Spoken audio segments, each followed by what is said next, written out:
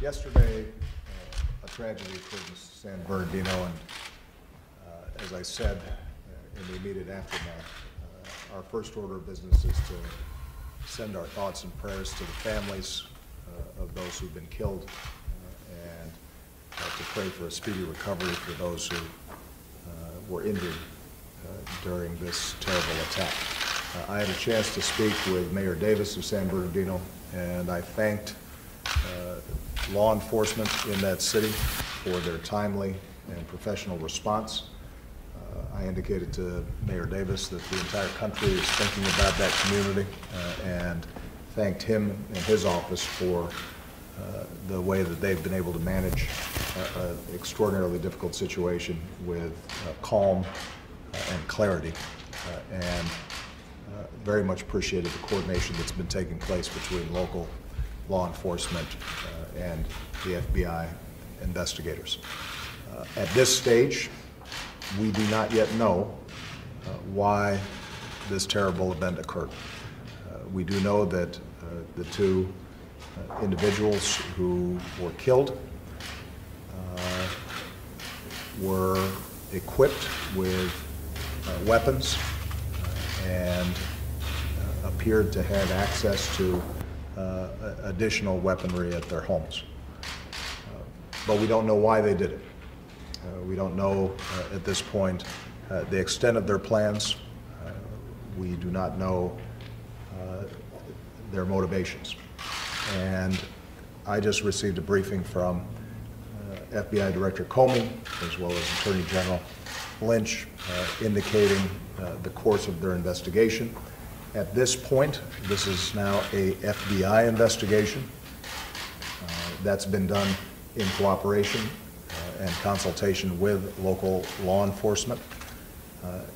It is possible that this was terrorist related, but we don't know.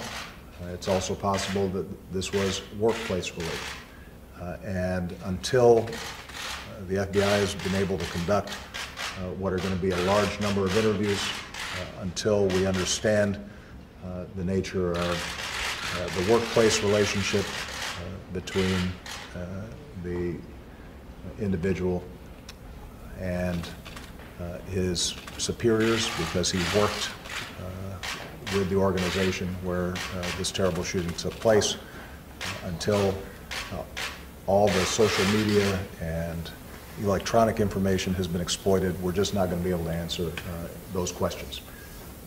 But what I can assure the American people is we're going to get to the bottom of this, and that we are going to be vigilant, as we always are, in getting the facts before we issue any decisive judgments in terms of how this occurred.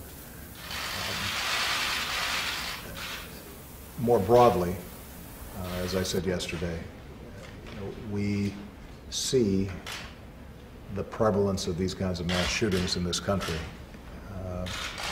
And I think so many Americans sometimes feel as if there's nothing we can do about it. We are fortunate to have an extraordinary combination of law enforcement and intelligence and military that work every single day to keep us safe. But we can't just leave it to our professionals to deal with the problem of these kinds of horrible killings. We all have a part to play. And I do think that as the investigation moves forward, it's going to be important for all of us, including our legislatures, to see what we can do to make sure that when individuals decide that they want to do somebody harm, we're making it a little harder for them to do it. Because right now it's just too easy. We're going to have to, I think, search ourselves as a society to make sure that we can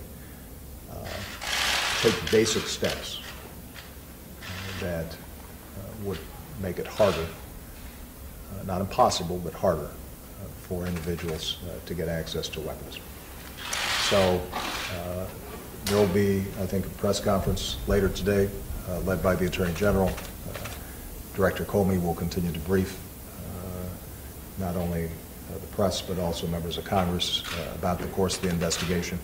Our expectation is that this may take some time before we're able to sort it all through. There may be mixed motives involved in this, which makes the investigation more complicated. But rest assured that we will get to the bottom of this. And in the meantime, once again, I want to offer our deepest condolences to those who've been affected by this terrible tragedy. And for those who've been injured, we hope that they get well quickly and that they're able to be back together with their families.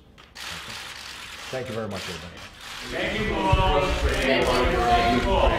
Thank you, guys.